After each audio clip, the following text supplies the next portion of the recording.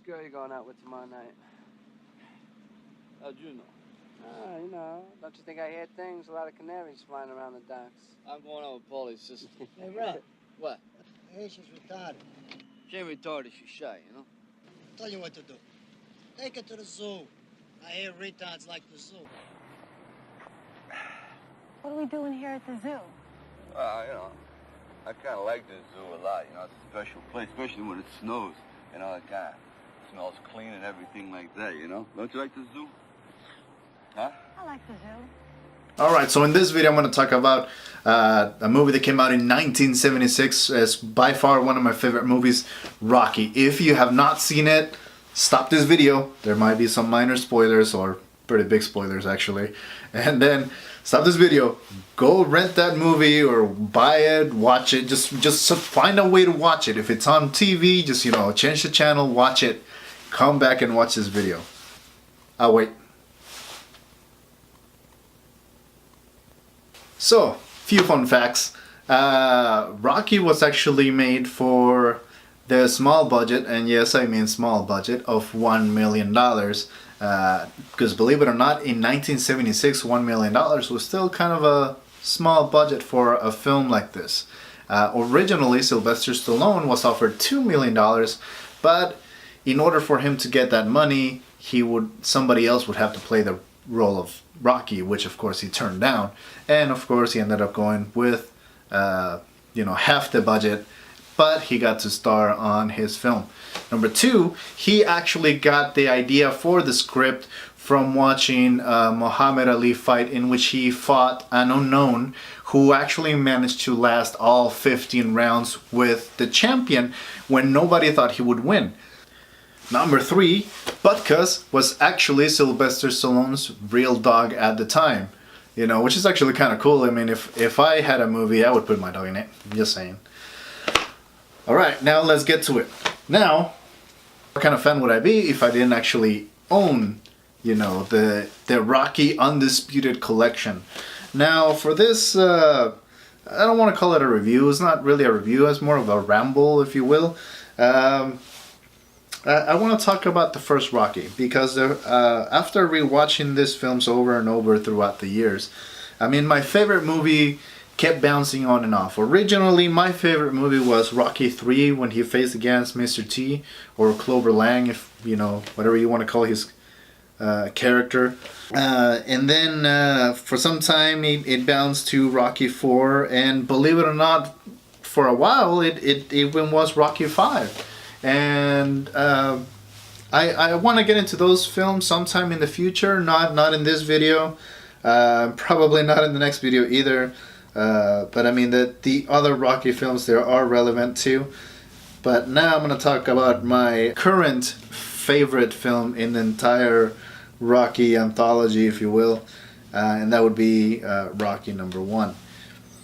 Now, if you believe that Rocky is just a boxing film, if you watched this when you were a kid and all you remember is that amazing training sequence and the fight in the end, which, don't get me wrong, they're great. I mean, they get you hyped up and you want to go out and work out. I mean, if that's all you remember from it, I strongly suggest you go back and actually watch this film, because there's a lot of heart into this film. It's not just about, it's like, oh yeah, he went in there and he overcame his obstacles. I mean, yes, that is what the movie is mostly about, but there's so much more to it than that. I mean, you guys are probably thinking of physical obstacles, whereas the movie revolves more around the emotional obstacles of the character of Rocky Balboa. I mean, the first 45 minutes, it shows you what Rocky's life was like before this life-changing event happened. I mean, you see him working, how was it, working at the docks. He was actually working for a loan shark, and he was collecting money for him. So Rocky goes to his gym and notices that his locker is gone, and he confronts Mick about it. You know what you are? You're a tomato. Me. Yeah, and I'm running a business here, not some goddamn soup kitchen. I'm sorry, that was a terrible impersonation. Yeah, I mean, so there are characters that let Rocky know that he's not doing so well in life.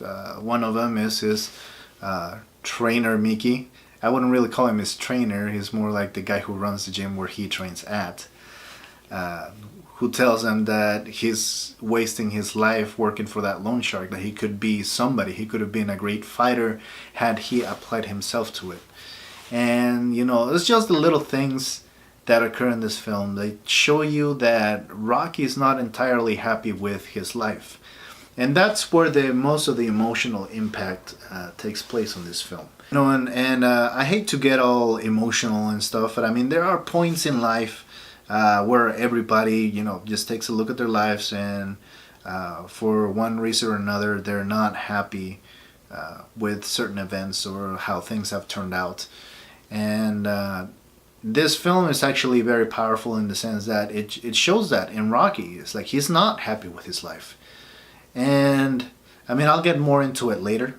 But that's what this film is showing you in the first act. Now, Rocky eventually gets chosen to fight Apollo Creed in the the promoter calls him to his office to let him know. He asks him, "Would you be interested in fighting Apollo Creed for the World Heavyweight Championship?"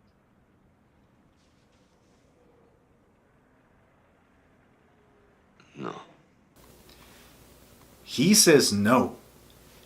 And at this point, you know that Rocky knows that he's not good enough to fight against the champion, and you know he knows it.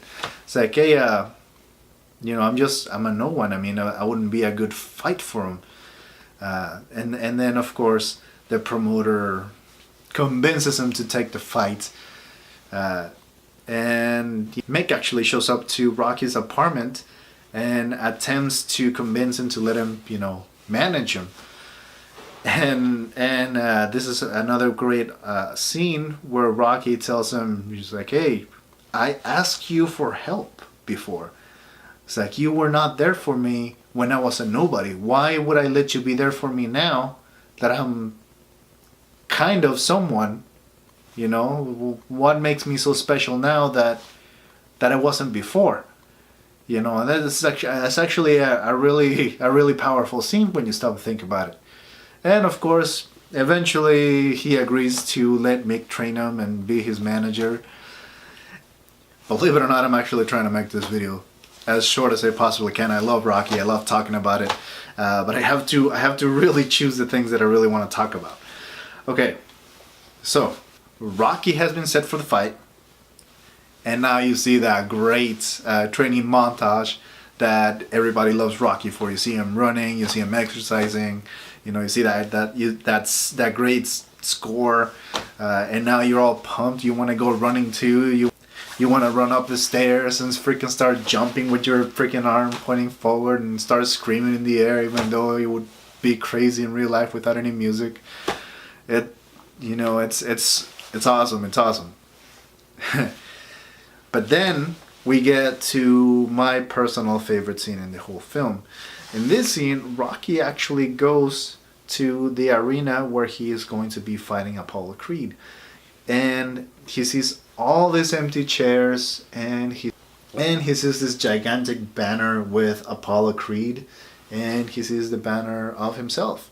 And for some reason, the fight promoter happens to be in the arena as well. So he has a bit of a dialogue with Rocky, where Rocky tells him, hey, you know, the colors on my shorts are wrong, you know. This color is supposed to be this color. And the promoter just brushes him off and tells him, like, hey, it doesn't matter. I'm sure you'll give us a good show. And at this point, Rocky knew. You can see it in his face. Rocky knew that he wasn't going to win. He knew that everyone knew that he wasn't going to win. So he goes back to Adrian and tells her this. It really don't matter if I lose this fight. It really don't matter if this guy opens my head either. Because all I want to do is go the distance.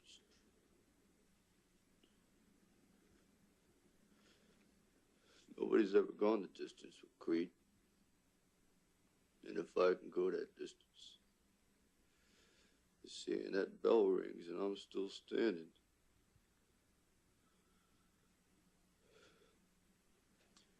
I'm gonna know for the first time in my life, see, that I weren't just another bum from the neighborhood. Alright, so going back to the whole thing where he doesn't feel like his life has gone the right way. Right now, we get to the point where he admits it. It's like, hey, you know, I'm a nobody and I'm going to lose. But it's okay because I was no one before. And it doesn't matter that I lose.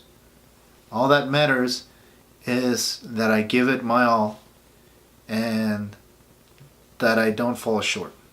I want to go the distance and I'm going to go the distance. So that's actually very powerful in the film because, lo and behold, spoiler alert, that's exactly what happens. He loses, but it's not the horrible loss that everybody thought it was going to be. He didn't lose in the third round like everybody assumed. And it's so great. When you watch this fight is actually pretty good, and it's actually it keeps you on the edge of your seat. It's actually amazing. It may be a little cheesy, but it's got a lot of heart.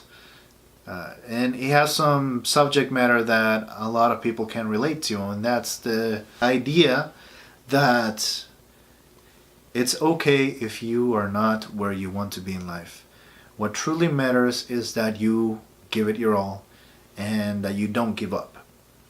And that's actually a very powerful message when you stop to think about it. Now, I can honestly say that whenever I'm feeling down, I watch this movie and it actually cheers me up. It's a pretty good movie and I highly recommend it. If you have not yet watched it, of course. If you have and you agree with me, go ahead and comment on how awesome this movie is. If you for some reason actually watched it recently and disliked it for some reason, you know, go ahead and let me know why you disliked it and click the dislike button. I mean, I'm open to different interpretations. I mean, some people may actually view this as a different film than I described it. So if you enjoyed this video, go ahead and subscribe if you're not yet subscribed, and like this video. And like I said, if you didn't like it, go ahead and click the dislike button. And I'll see you guys on the next one.